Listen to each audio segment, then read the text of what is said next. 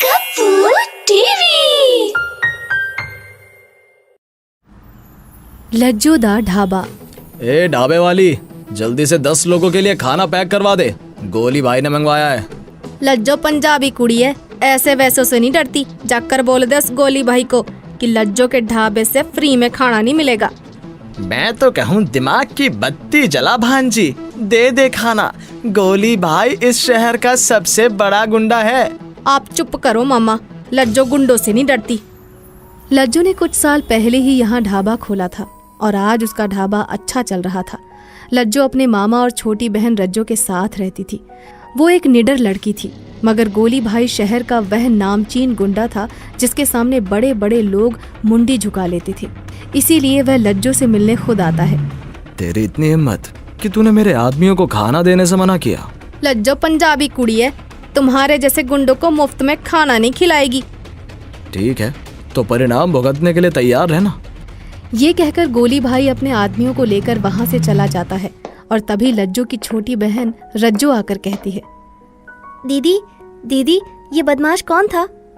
कोई भी हो, तुझे इससे डरने की जरूरत नहीं है।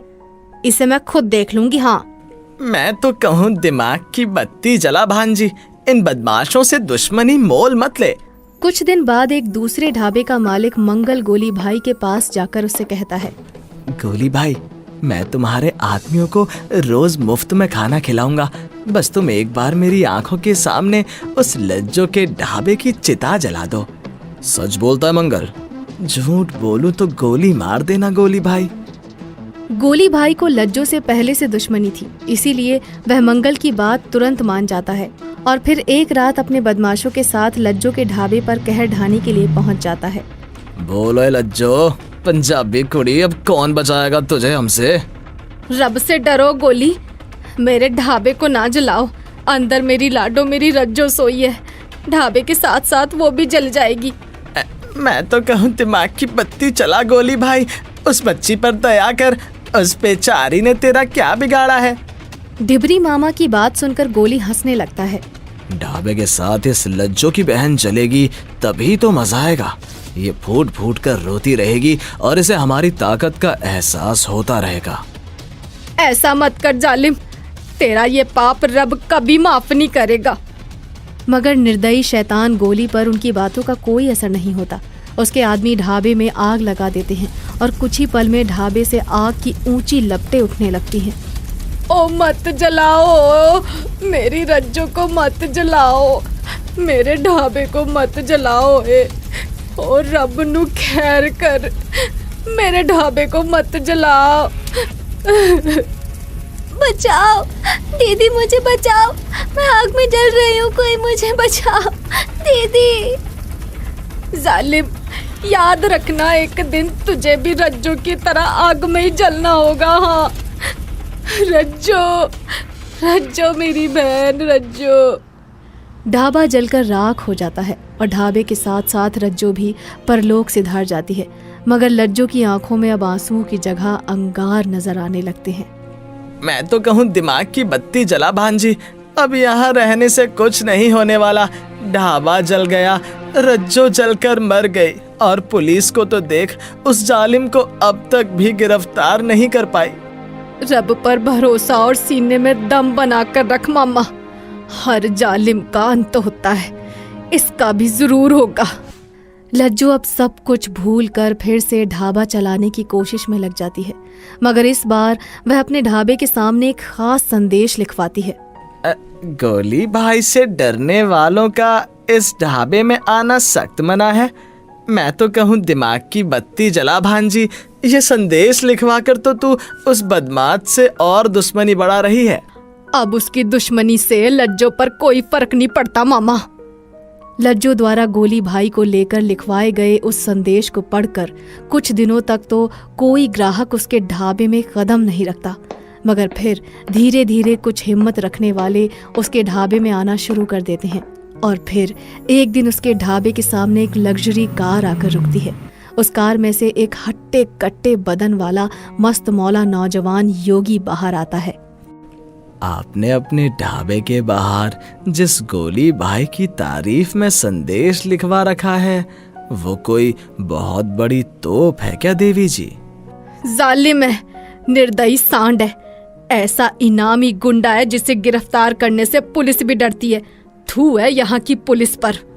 लज्जो के मन में पुलिस के लिए इतनी गहरी नफरत देखकर योगी कहता है, देवी जी, क्या ये योगी पूछ सकता है कि तुम्हें पुलिस से इतनी नफरत क्यों है?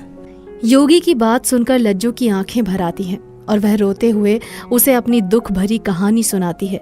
उसकी कहानी सुनकर योगी उसे सांत्वना देते हुए कहता है, खुद को संभालिए देवी जी, और ऊपर वाले पर विश्वास रखिए। बहुत जल्द इन बदमाशों पर बुलडोजर चलने वाला है। जिस दिन ऐसा होगा उस दिन रब दी सौ, ये पंजाबी कुड़ी खुशी के मारे भांगड़ा करने लगेगी योगी जी। इस तरह की बातें होने के बाद योगी महाराज लज्जो के ढाबे पर भोजन करके चले जाते हैं और फिर अक्सर उसके पास खाना खाने के लिए आने लगते हैं। एक दिन योगी उसके ढाबे में खाना खा रहा होता है कि तभी गोली के गुंडे आकर लज्जो को धमकाने लगते हैं। इतना सब कुछ होने पर भी क्यों नहीं मान रही है तू? गोली भाई का ऑर्डर मान, ढाबा बंद कर दे, वरना तू भी रज्जो के पास जाएगी, समझी? इससे पहले कि लज्जो कुछ बोलती, उसकी नजर योगी पर पड़ जाती है और वे उसे देखते ही वहाँ से चुपचाप खिसक जाते हैं। यह देखकर लज्जो हैरान रह जाती है। आप में कुछ तो खास है योगी जी।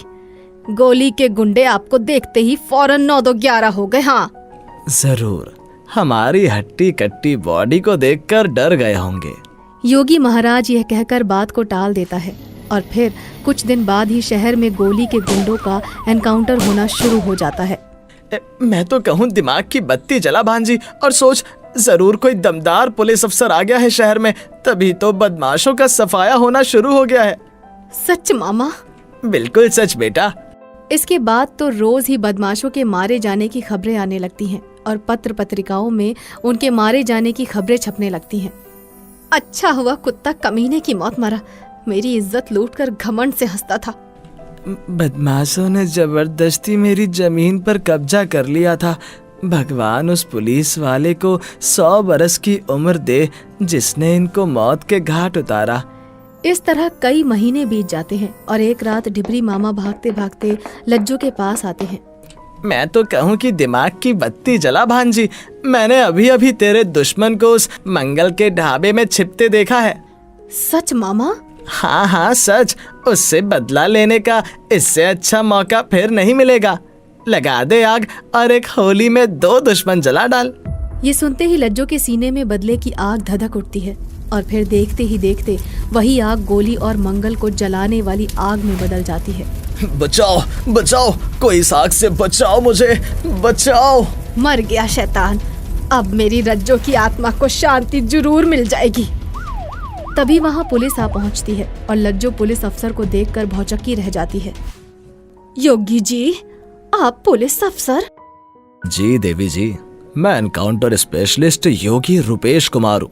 मैं गोली गैंग का सफाया करने के लिए शहर में आया था। तभी ढिबरी मामा कहता है, मैं तो कहूँ दिमाग की बत्ती जला भांजी, अपना काम हो गया, अब यहाँ से खिसक ले। अब तो आपको पुलिस से कोई शिकायत नहीं है ना देवी जी? अब तो आप अपना बदला ले चुकी हैं। ये सुनकर लज्जो कुछ घबरा जाती है और उसकी घबराहट को देखकर रुपेश कुमार बात को टालते हुए कहता है, घबराइए मत, एक तरह से आपने मेरा ही काम किया है।